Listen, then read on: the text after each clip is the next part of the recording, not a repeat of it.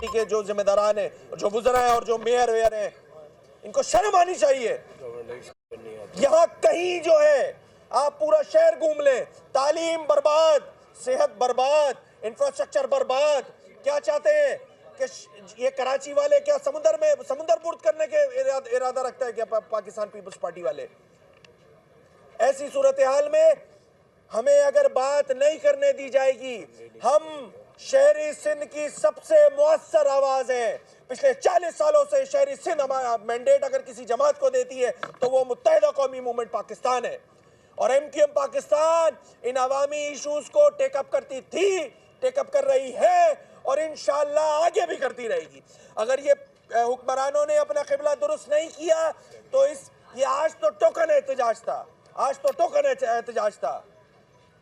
एहतजाज था। मकसद सिर्फ इतना सा था कि इस हसास मसले पर अवामी नुमाइंदों को बात करने दी जाए। जनाब, ये असेंबली का ऐवान है किस लिए फिर? और मुझे अफसोस से कहना पड़ रहा है, मैं नहीं चाह रहा था इस मसले पर मैं सियासी बात करूं।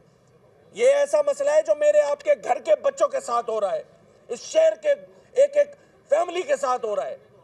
जो बच्चा इंटर में पढ़ रहा है, जो बच्चा मैट्रिक में पढ़ रहा है, उसके साथ जो जुल्म रखा हुआ है इस कराची बोर्ड की इंतजामिया ने। और ये सब काम जिस वजारत के नाक के नीचे हो रहा है वो वजारत इस सूबे के चीफ एग्जीक्यूटिव के पास है।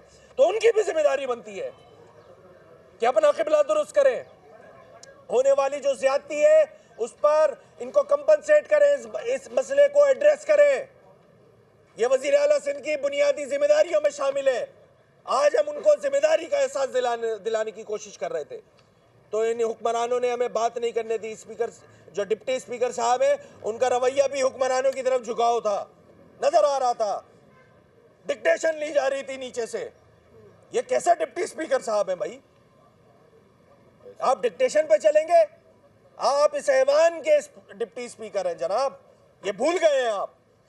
हुक्मरानों से डिक्टेशन लेके इजलास चलाए जा रहे हैं। अफसोस की बात है, पिछले 8-10 महीने से मुत्तहिदा कौमी मूवमेंट की असेंबली की जो प्रोसीडिंग है वो उठा के देख लें, उसमें पार्टिसिपेशन उठा के देख लें।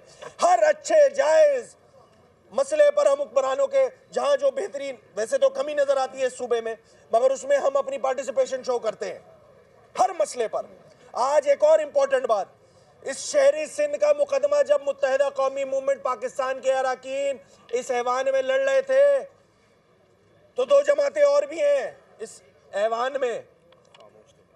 एक आजाद अरकान है, PTI बैक्ड, सुन्नी इत्तेहाद काउंसिल, कुछ भी कह लीजिए उनको, और एक है जमात इस्लामी।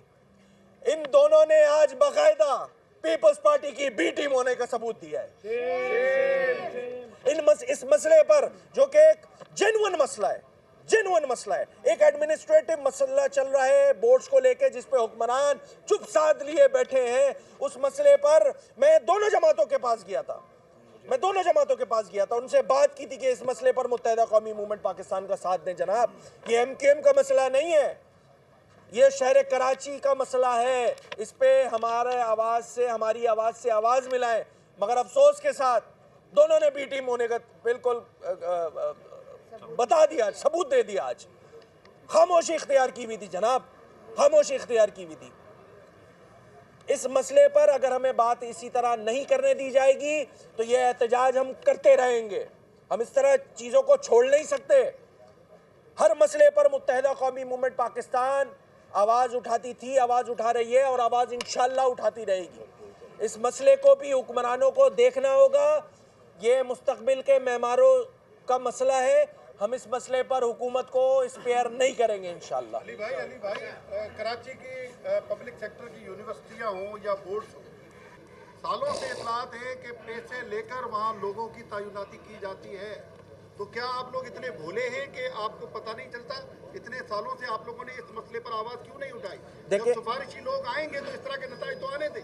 देखें, बुनियादी जिम्मेदारी सिंध हुकूमत की है, ये उनके अंडर एक महकमा है, यूनिवर्सिटीज़ एंड बोर्ड्स के अंडर एक महकमा है। अगर उसमें मुजरिमाना गफलत हो रही है, आज से नहीं हो रही है, अरसा दराज से हो रही है, मुख्तलिफ मौक़ों पे मुत्तहिदा कौमी मूवमेंट पाकिस्तान ने इस मसले को टेकअप किया, मगर अब पानी सर से गुजर चुका है। इस मसले पर बिल्कुल ठीक कहा आपने, जब पैसे लेके रिश्वत लेके तैनातियाँ होंगी तो फिर इसी तरह फिर इसी तरह का रिजल्ट आया करेगा। और फिर मुझे तो ऐसा लगता है कि कहीं से डिक्टेशन ली जा रही है इस मसले पर, ताकि डायरेक्टली जिम्मेदारी पीपल्स पार्टी पर भी ना पड़े और इस शहरी सिंध के साथ ज्यादती का सिलसिला भी जो है वो कंटिन्यूएशन के साथ चलता रहे।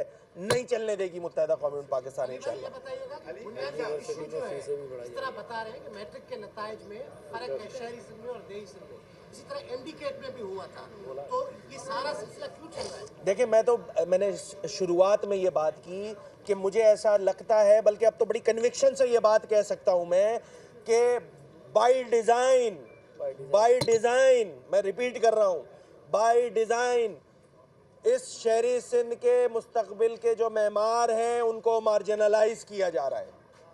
मैं बिल्कुल कैटेगोरिकली ये बात कह रहा हूँ। ये पार्लियामेंट जो है लाजमी है कि इसका एक तरीक़ेकार भी होता है, आप अपोजिशन लीडर है, इस मसले पे कोई तहरीक, कोई करारदाद, कोई असेंबली में बाकायदा जमा करवाई है या करवाएंगे? देखें जनाब, आज ये पॉइंट ऑफ ऑर्डर भी तो रूल्स में मौजूद है ना हमारे।